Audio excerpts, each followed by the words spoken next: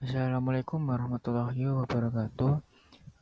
Baik, di sini saya akan menjelaskan atau mempresentasikan tentang implementasi keselamatan dan kesehatan kerja pada kebakaran umum.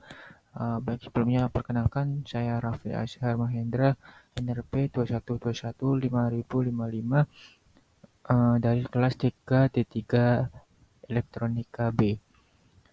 Untuk next slide, latar belakang. Kebakaran dan bencana alam seperti gempa bumi dan banjir sering terjadi di Indonesia, menyebabkan kerugian besar dan korban jiwa. UU Nomor 24 Tahun 2007 menekankan pentingnya mitigasi bencana melalui pembangunan fisik dan peningkatan kesadaran.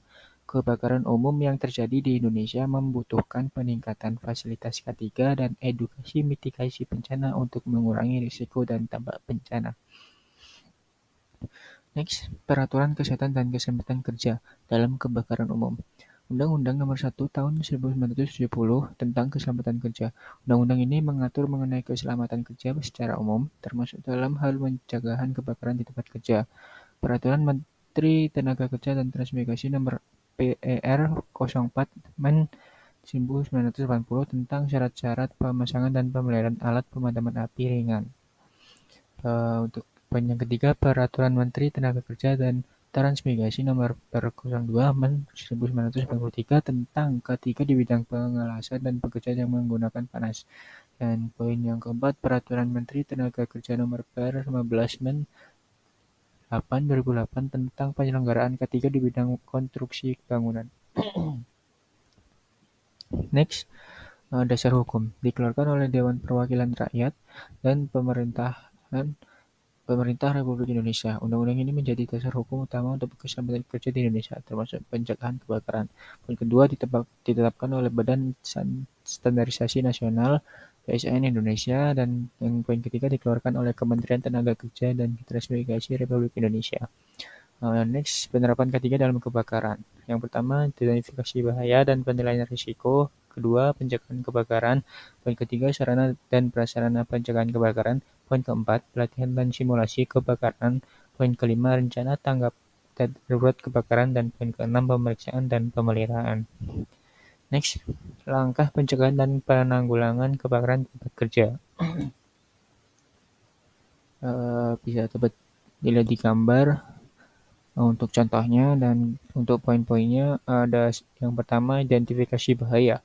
Mengidentifikasi sumber-sumber potensial kebakaran seperti bahan kimia, mudah terbakar, peralatan listrik, dan proses kerja yang menghasilkan panas. Poin kedua, menyediakan alat pemadam kebakaran.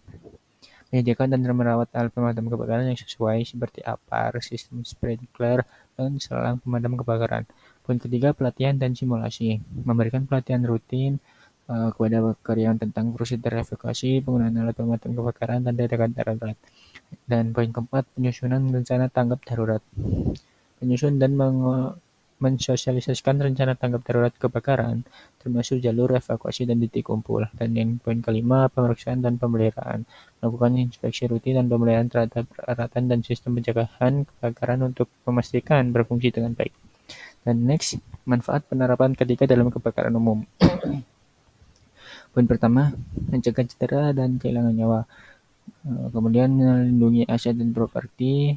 Ketiga, meningkatkan produktivitas dan moral karyawan. Kemudian meningkatkan kesadaran dan pengetahuan keselamatan. Dan yang terakhir, memfasilitasi pengelolaan risiko yang lebih baik. Untuk tujuan analisis faktor budaya K3 pada kebakaran umum, di next selanjutnya ini, untuk poin pertama, meningkatkan kesadaran keselamatan. Meningkatkan kesadaran seluruh karyawan tentang pentingnya keselamatan kebakaran dan bagaimana perilaku individu dan kolektif dapat mengurangi risiko kebakaran. Dan poin kedua, identifikasi dan pengelolaan risiko. Mengidentifikasi faktor-faktor budaya yang berkontribusi terhadap risiko kebakaran dan mengembangkan strategi untuk mengelola dan mengurangi risiko tersebut secara efektif.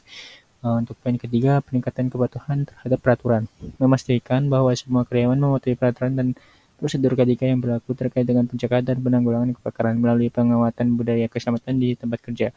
Untuk poin yang keempat, pengembangan program pelatihan yang efektif. Merencanakan program kepelatihan yang lebih efektif dengan memahami bagaimana budaya organisasi mempengaruhi penerimaan dan implementasi prosedur keselamatan kebakaran.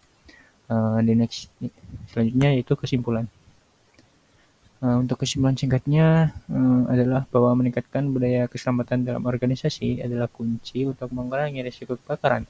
Dengan kesadaran, kepatuhan, partisipasi karyawan, dan komitmen ke manajemen yang kuat terhadap ketiga, perusahaan dapat menciptakan lingkungan kerja yang lebih aman dan mencegah insiden kebakaran.